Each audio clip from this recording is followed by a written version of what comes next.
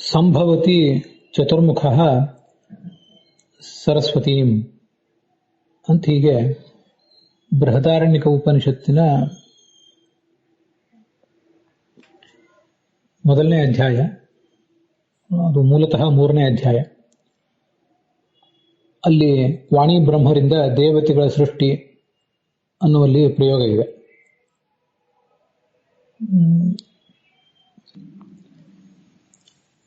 ಅಲ್ಲಿ ಚತುರ್ಮುಖ ಬ್ರಹ್ಮ ತಾಮ್ ಸಮಭವತ್ ಅಂತ ಹೀಗೆ ಪ್ರಯೋಗ ಮಾಡಿದ್ದಾರೆ. ಅದರ ಮುಂದಿನ ಉಪನಿಷತ್ ಭಾಗದಲ್ಲಿ ಸಾಹ ಇಯಂ ಈಕ್ಷಾಂಚಕ್ರೆ ಅನ್ನೋ ಭಾಗದಲ್ಲಿ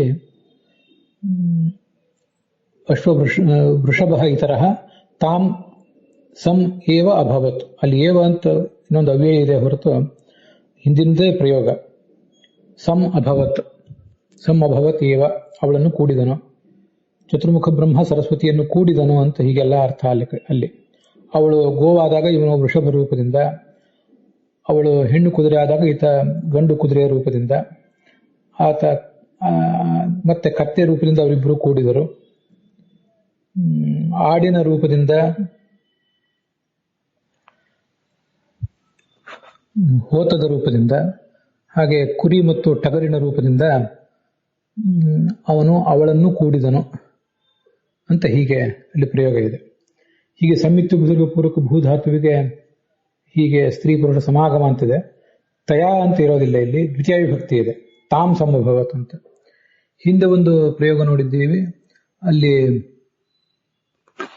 ಕಶ್ಯಪ ಅದಿತ್ಯ ಉಪವಿವೇಶ ಅಂತ, ಭಾಗವತದ 3ನೇ ಸ್ಕಂದದ 15ನೇ ಅಧ್ಯಾಯದ 30ನೇ ಶ್ಲೋಕದಲ್ಲಿ.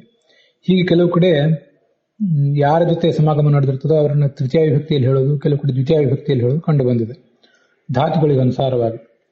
ಇದು 1ನೇ ಅಧ್ಯಾಯದಲ್ಲಿ ಅಥವಾ 3ನೇ ಅಧ್ಯಾಯದಲ್ಲಿ ಪ್ರಾಜಾಪತ್ಯ ಬ್ರಾಹ್ಮಣದಲ್ಲಿ ಬಂದಿರುವಂತಹ ಪ್ರಯೋಗ. ಚತುರ್ಮುಖ ಬ್ರಹ್ಮನಿಂದ ದೇವತೆಗಳ ಸೃಷ್ಟಿ, ವಾಣಿ ಬ್ರಹ್ಮರಿಂದ ದೇವತೆಗಳ ಸೃಷ್ಟಿ ಅಂತ ಹೇಳುವ ಪ್ರಸಂಗದಲ್ಲಿ